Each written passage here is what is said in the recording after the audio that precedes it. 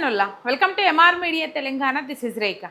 ఉన్నదంటే ఊళ్ళు ఉండొద్దు అంటారు, ఉన్నదంటే ఉలికిపాటు ఎక్కువ అని అంటారు.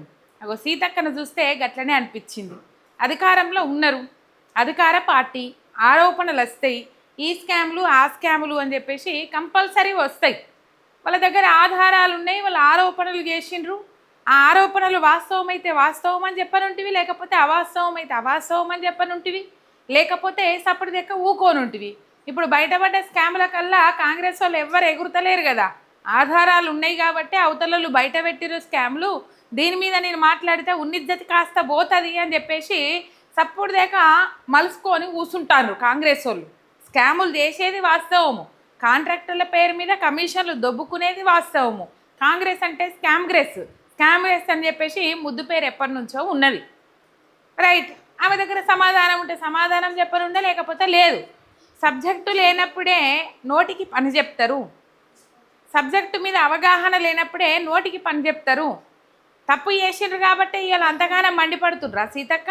తప్పు చేసిండ్రు కాబట్టి ఎంతగానము దురుసు ప్రవర్తన, దురుసు భాష, నోటికి పని చెప్తా ఉన్నారా సీతక్క అనేది మీకేమర్థమైందో కింద కామెంట్లలో పెట్టిండ్రు. ఒక సబ్స్క్రైబ్ అయితే చేసుకోర్రి, మీ ఒక్క సబ్స్క్రైబ్ నాకు ఎంతో బలాన్ని ఇస్తుంది. రైట్, మొత్తం మీద పోషణ అభియాన్ అని చెప్పేసి అదొక స్కీము, కేంద్ర ప్రభుత్వం స్కీము. ఈ స్కీమ్ కింద అంగన్వాడీ టీచర్లు ఎవరైతే ఉంటారో అంగన్వాడీ టీచర్లకు ఒక్కొక్క ఫోన్ కొనియాలి. ఈ ఒక్కొక్క ఫోన్కు సంబంధించి దాదాపు 30,310 ఫోన్లు ఏమో ఉన్నాయి. టోటలు ఇది పబ్లిక్ డొమైన్లో నుంచి తీసుకున్న లిస్టు. ఈ లిస్టు ప్రకారం చూసుకుంటే లెక్కలు తక్లీఫ్ అవుతా ఉన్నాయి. దాదాపు వాళ్ళు పిలిచిన టెండర్లకు వాళ్ళు సబ్మిట్ చేసిన దీనికి దాదాపు 30 కోట్ల రూపాయల తేడా వస్తున్నది. విత్ ఆధారాలతో సహా బీఆర్ఎస్ పార్టీ నాయకులు బయట పెట్టినప్పుడు ఏం చేయాలి సీతక్క?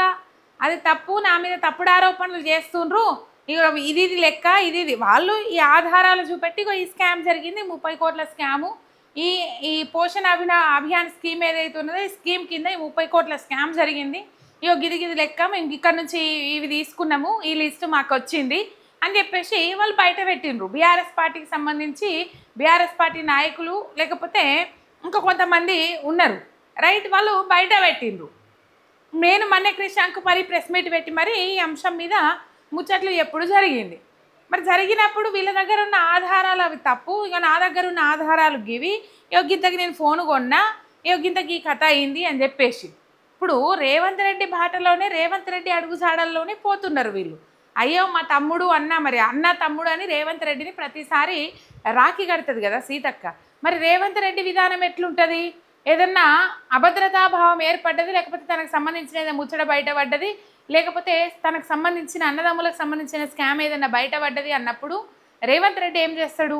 ఈ పాలనకు సంబంధించిన అంశాలు మా వైఫల్యాలు బయటపడుతున్నాయి అన్నప్పుడు రేవంత్ రెడ్డి ఏం చేస్తాడు? వాళ్ళ నోటికి పని చెప్తాడు, మాటల దాడికి దిగుతాడు, అడ్డు అదుపు లేకుండా మాట్లాడతాడు, పేగులు తీసి మెడలేసుకుంటా అంటాడు, లాగల తొండలు జొరగొడతా అంటాడు, లేకపోతే ఇంకా చాలా ముచ్చట్లు మాట్లాడతాడు. ఆయన అక్కసంతా వెలగక్కుంటాడు. సేమ్ అదే బాటలో ఇక మరి అన్న అని పిలుస్తా, తమ్ముడు అని పిలుస్తా, నేను అన్న బాటలో పోకపోతే బాగుంటుంది అని చెప్పేసి సీతక్క కూడా గదే బాటలో పోతా ఉన్నది. ఒకసారి ఆ వీడియో మీరు చూడు.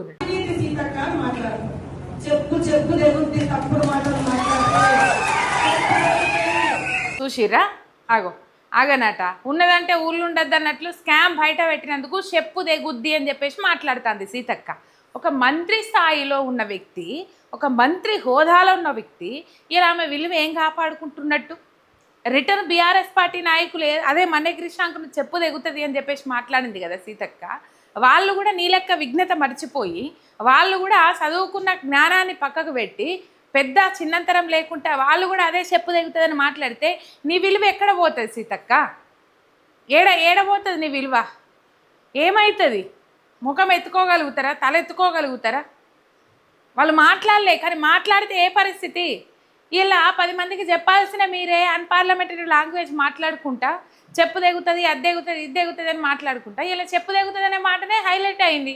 నేను స్కామ్ చేయలేదు, ఆ స్కామ్ నేను చేయలేదు, నా మీద తప్పుడు ఆరోపణలు చేస్తుండ్రు అనేది ఎక్కడన్నా హైలైట్ అయిందా? ప్రతి వార్త చూసుకో సీతక్క. ఇయ్యల్లా సీతక్క చెప్పు దిగుతుంది అన్నది, సీతక్క చెప్పు దిగుతుంది అన్నది తప్ప సీతక్కని స్కామ్ చేయలేదని చెప్పింది, ఆ స్కామ్ చేయలేదు అనే దానికి ఆధారాలు బయట పెట్టింది అని ఎక్కడన్నా ఉన్నదా? ఎక్కడన్నా ఏ వార్తలనన్నా ఆ ముచ్చట కనబడుతుందా? ఇలా చెప్పు తెగుతుంది అనాల్సిన అవసరం ఏమున్నది? అయిపోయా, మీరు నోటికి పని చెప్పారు అన్నప్పుడే మీరు స్కామ్ చేసినామని చెప్పేసి ఒప్పుకున్నట్టే లెక్క. అందుకే పెట్టిన బయటపడ్డ స్కామ్ దూకుడు పెంచిన సీతక్క అని చెప్పేసి. ఒకసారి లెక్కలన్నీ చూసుకుందాము. ఇది సెంట్రల్ సర్కార్కు సంబంధించిన స్కీమ్ పోషణ అభియాన్ అని చెప్పేసి. ఈ పోషణ అభియాన్ కింద అంగన్వాడీ టీచర్లు ఎవరైతే ఉన్నారో వాళ్ళందరికీ దాదాపు 30,380 సెల్ ఫోన్లు కొనాలన్నట్టు. ఈ సెల్ ఫోన్లకు సంబంధించిన టెండర్లను పిలిచి పబ్లిక్ డొమైన్ నుంచి తీసుకున్నారు. ఆ శాఖకు మాకు సంబంధం లేదు అని చెప్పి సీతక్క చిలక పలుకులు చెప్తాంది. ఉమెన్ అండ్ చైల్డ్ వెల్ఫేర్ నుంచే అది పిలువబడ్డది. అక్కడ క్లియర్గా క్లారిటీగా కనబడతా ఉన్నది. స్త్రీ శిశు సంక్షేమ శాఖ నుంచే అది పిలువబడ్డది. అక్కడి నుంచే అది దానికి సంబంధించిన లెటర్లో కూడా క్లియర్ కట్గా అక్కడ కనబడతా ఉన్నది. మన కృష్ణకు చూపెడతా ఉన్నాడు. రైట్, మొత్తం మీద నాకు ఆ శాఖకు సంబంధం లేదంటే ఉట్టిగా నోటి మాటతో చెప్పంగానే అయిపోతుందా? అంటే మరి స్త్రీ శిశు సంక్షేమ శాఖకు నీకు సంబంధమే లేదా? చెప్తావా సీతక్క సంబంధం లేదని? రైట్, మొత్తం మీద ఇక్కడ 38,380 ఫోన్లు స్మార్ట్ ఫోన్లకు గాను సెల్కాన్ ఇంపెక్స్ అని చెప్పేసి ఈ సంస్థ ఏదైతే ఉన్నదో ఈ సంస్థతోని ఒప్పందం కుదిరింది. 54,19,41,000 రూపాయలకు సంబంధించి ఈ టెండర్ పిలిచిండ్రు, అయిపోయింది. ఇప్పుడు 54,19,41,000 డివైడెడ్ బై 38,380 ఫోన్లు కొడితే 14,146 రూపాయలు వస్తాయి. లెక్కలు వచ్చినా ఎవరికైనా అడిగితే చిన్నపిల్లగాని అడిగినా చెప్తారు. ఒక్క ఫోన్కి వచ్చేసి 14,146 రూపాయలు అని చెప్పేసి. కానీ ఇది 11,650 అని చెప్పేసి సీతక్క చెప్తాంది. అదే ఫోను వీళ్ళు కొన్న ఏ ఫోన్లు అయితే ఉన్నాయో అంగన్వాడీ టీచర్లకు స్లో ఫోన్లు ఏవైతే ఇచ్చిండ్రో ఆ ఫోను అక్కడ సంగీత మొబైల్స్ కానీ లేకపోతే ఇంకా మొబైల్ షాపులు ఏవైతే ఉన్నాయో ఆ షాపులకు పోయి అదే ఫోన్ కొనుగోలు చేస్తే వితౌట్ జిఎస్టీ వాళ్ళు ఎంతకి ఇచ్చారంటే 6,990 రూపాయలు. అయితే ఈ 6,990 రూపాయలు ఇంటూ 38,380 ఫోన్లకు వేస్తే మనకు వచ్చే లెక్క 20 కోట్ల రూపాయలు. ఇది బల్క్లో కొనాలని చెప్పేసి కేంద్ర ప్రభుత్వం పిలిచిన టెండర్లు ఏవైతే ఉన్నాయో టెండర్ల కేంద్ర ప్రభుత్వంకి సంబంధించిన అంశం ఏదైతే ఉన్నదో దాంట్లో ఇక్కడ మొత్తం బల్క్లో కొనుగోలు చేయాలి. ఈ బల్క్లో కొనుగోలు చేస్తే తక్కువ పైసలకు వస్తాయి అని చెప్పేసి అందులో క్లియర్ కట్గా రాసి ఉన్నది. మరి బల్క్లో ఉన్నప్పుడు ఇప్పుడు వితౌట్ జిఎస్టీ ఒక్క ఫోన్ కొన్నప్పుడు 6,990 రూపాయలకు వచ్చినప్పుడు బల్క్లో మెయిన్ ఆ మ్యానుఫ్యాక్చరింగ్ సంస్థ ఏదైతే ఉన్నదో అక్కడికే పోయి కొంటే 6,500 రూపాయలకు వస్తుంది. ఈ 6,500 ఇంటూ 38,380 ఫోన్లకు వేస్తే 20 కోట్ల రూపాయలు. కానీ ఇక్కడ ఇచ్చింది ఆ సంస్థకు అప్పచెప్పిన ఎన్ని అంటే 54,19,41,000 రూపాయలు. 20 కోట్లు ఇక్కడ, 54,19,00,000 రూపాయలు ఇక్కడ. అది ఇది మైనస్ చేస్తే దాదాపు 30 కోట్ల రూపాయల స్కామ్ జరిగినట్టు అక్కడ క్లియర్ కట్గా అర్థమవుతా ఉన్నది. ఇంత క్లియర్ కట్గా వివరాలు ఉన్నప్పటికీ కూడా మరి ఎందుకు సీతక్క ఇలా తప్పు ఒప్పుకుంటలేదు? తప్పు చేస్తే చేసినామని ఉండే, లేకపోతే లేదు. శుష్క ప్రియాలు శూన్య హస్తాలు అన్నట్టు మాటల దాటికి దిగంగానే అయిపోతుందా? మాటల దాడి చేయంగానే అయిపోతుందా? ఆ పొద్దు కామారెడ్డి బొంగ దాదాపు ఆ రైతులు అడ్డమొచ్చి రైతుల మీదకి పాపం కారు పోయింది కాకుండా మళ్ళీ రిటర్న్ రైతుల మీదనే కేసు పెట్టించింది సీతక్క.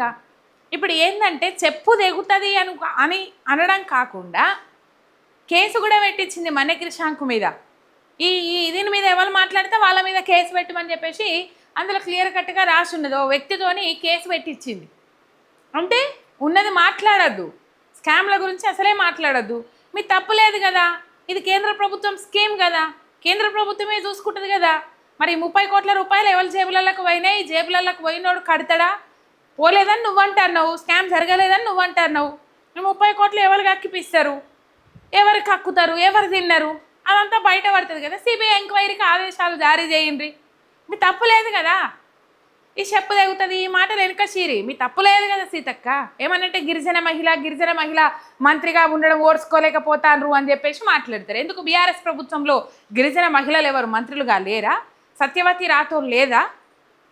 ఆదివాసీ లంబాడ బిడ్డ సత్యవతి రాథోర్ లేరా? మంత్రిగా పనిచేయలేరా ఆమె? ఏమన్నంటే యోగ్య ముచ్చట మహిళలకు ఫ్రీ బస్సు వల్ల తక్లీఫ్ అవుతుందని చెప్పేసి మాట్లాడితే అసలు ఫ్రీ బస్సు పెడితే తట్టుకోలేకపోతారు బీఆర్ఎస్ వాళ్ళని మాట్లాడతావు. 100 రోజులలో హామీలు అమలు చేయలేదు అక్క అని అడిగితే ఆగుతలేదా పానం అని చెప్పేసి మాట్లాడినావు. 90 రోజులు అయిపోయినాయి ఏమైనాయి అని అంటే అంగన్వాడీ టీచర్లకు 18,000 రూపాయలు కనీస వేతనం చేస్తామని చెప్పేసి మాట ఇచ్చి ఇలా అంగన్వాడీ టీచర్లతోని పాపం ఓట్లు వేయించుకొని ఇప్పటికి 4-5 నెలలు అయినట్టు అంగన్వాడీ టీచర్లకు జీతాలు లేక, ఆశా వర్కర్లకు 3 నెలలు అయ్యే జీతాలు లేక, వాళ్ళ బాధలున్న పాపాన పోతలే, వాళ్ళ బాధలు పట్టించుకున్న పాపాన పోతలే. అటు శ్రీనిధి స్కామ్లు బయటపడతా ఉన్నాయి. ఇవన్నీ బయటపడంగా దీనికి సంబంధించిన ఇది ఇట్లా అది అట్లా అని చెప్పేసి చెప్పుకోవాలి. కానీ సిబిఐ ఎంక్వైరీకి ఆదేశాలు ఇవ్వాలి. వాళ్ళు కోరిండ్రు ఎంక్వైరీ, ఆదేశాలు ఇవ్వాలి. కానీ చెప్పదగుతుంది అట్లా ఇట్లా మాట్లాడితే ఏమొచ్చింది? అందుకే బయటపడ్డ 30 కోట్ల స్కామ్ దూకుడు పెంచిన సీతక్క అని చెప్పేసి పెట్టిన. ఒక సబ్స్క్రైబ్ చేసుకొని సపోర్ట్ చేయండి. మీ ఎంఆర్ మీడియా తెలంగాణ శనార్థి.